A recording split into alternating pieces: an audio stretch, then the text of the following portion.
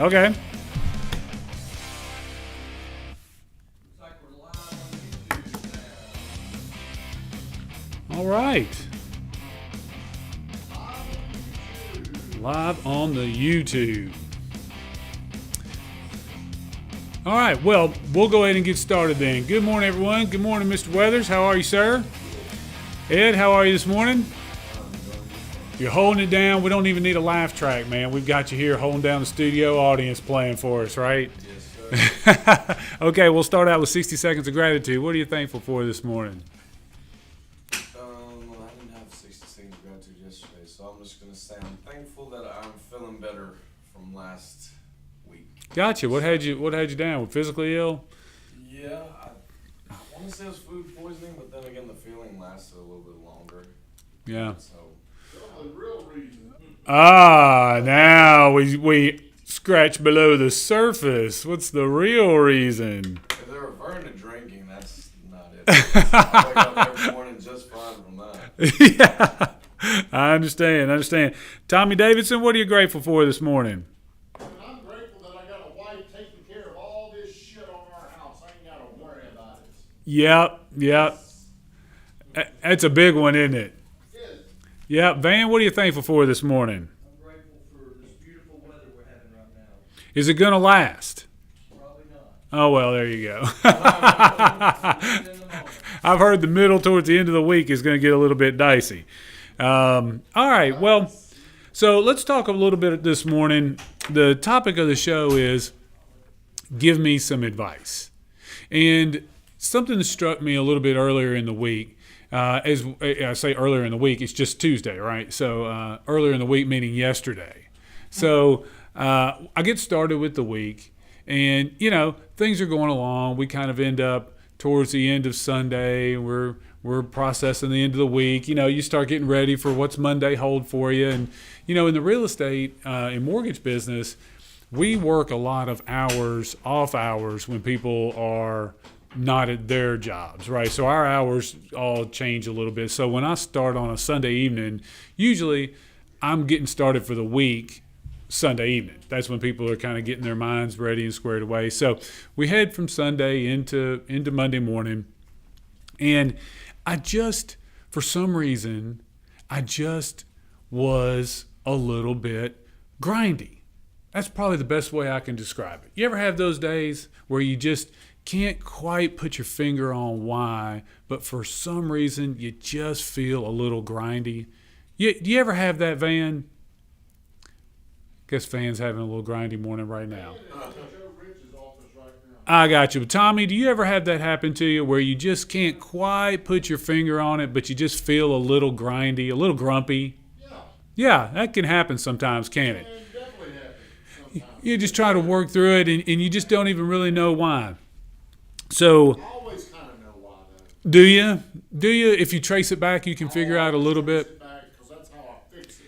Now, do you ever find yourself in a grindy, grumpy mood, and you stop and it takes a little bit of time for you to unwind exactly why it is? Or does it always just appear to you right away? I'll usually identify it and fix it immediately, because I don't want to stay like that. Right. So I'll search it, fix it, and move on. Gotcha. Van, what about yourself? You ever find yourself a little grumpy, a little grindy, and not know exactly why? Usually, yeah. I mean, that happens. He was grumpy the other day, didn't know why. Couldn't tell you why. I remember that. And why did it go away? Because I just waited a day. Just waited a day. There's no way today to fix something, though. Well, that is a really great point. So a lot of times when you find yourself in that grumpy sort of way, like this morning, are you feeling grumpy and grindy, Ed? No. No? I'm in a great mood. No. Anybody back there, Tommy, Van, anybody grumpy, grindy this morning? No, sir, not me. Good shape. All right. So when you find yourself like that and you can't quite figure out why, then there's a couple of things that you can do. The first thing is to realize that it's not going to last. And so the good news is if you're in a grumpy mood, it's not going to last. And you won't always exactly know why you got in that mood, and you won't always know why you got out. I would say take some of Tommy's advice, and when you find yourself in that grumpy, grindy spot like that, try to figure out really what it is that's causing the problem, and then try to address that problem. And you may not always know right away what it is. So I was watching a comedy routine. John Oliver was doing a comedy routine, and he was talking about how he came out to do his show and he bombed completely. So then he goes backstage. They have another act that comes out that does the show. He just comes back out on stage after the last comedian and starts to do his show again, right? And he continues to bomb again. And he said that there's a guy on the front row that holds up a beer bottle and says, you know what, I'm going to bust this beer bottle over your head, right? And John Oliver says to him, he's thinking to himself, and he says to him, I can't possibly be the worst thing that's happening in your life right now, right?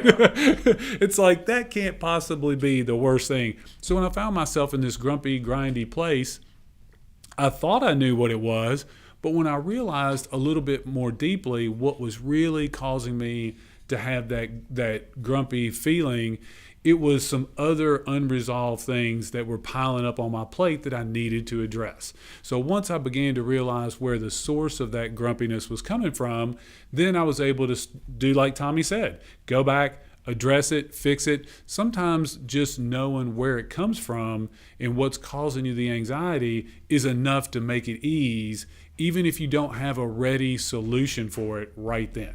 So that would be the thing I would say is find out exactly what it is that's bothering you, realize it won't last, and yes, sir? You can't fix what you can't find.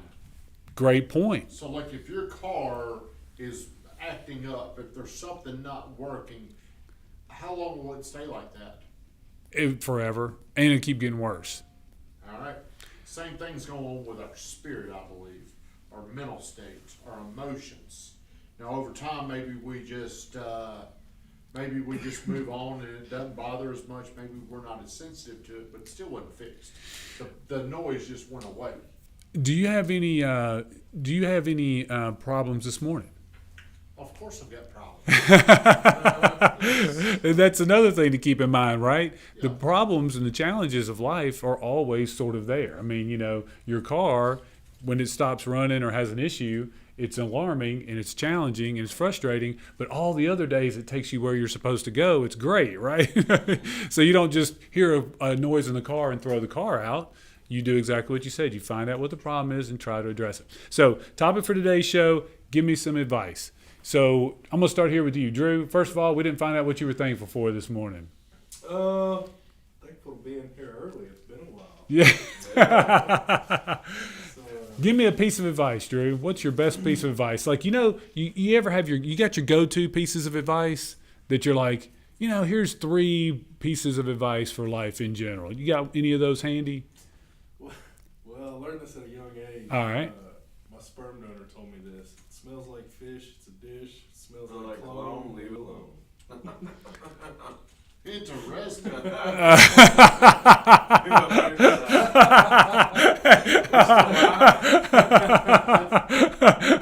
All right. Well, on that note, we're going to close the show right there. That is just it. But the point is if you ever find yourself in a situation where you're grumpy or something like that, realize everybody goes through it. You go through it. And also, when you're giving someone some advice, you're giving someone some help, you can't also be taken away with your own problems. So to get out of your grumpy, grindy spot. We give advice based off our problems and how we feel about something. That's a great point. So whenever, if you were to ask somebody, why would you ask somebody relationship advice if they have shitty relationships? Because they're going to give you the advice that gave them a shitty relationship. Van, take us out of here.